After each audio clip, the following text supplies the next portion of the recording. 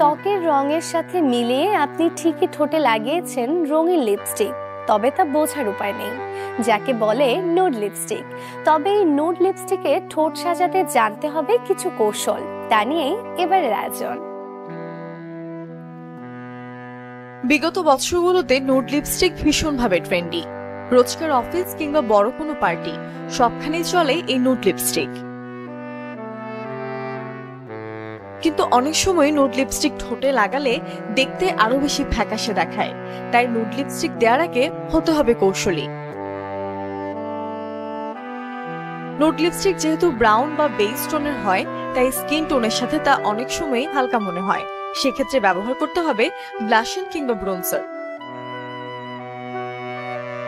Nude লিপস্টিকের সাথে ব্যবহার করুন একই শেডের লিপ লাইনার।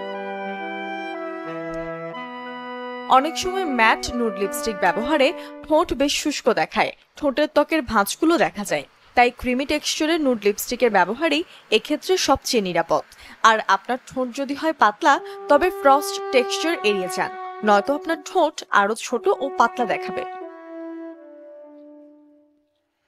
সবশেষে লিপস্টিক কেনার আগে মাথায় রাখুন ত্বক ও চামড়ার রং।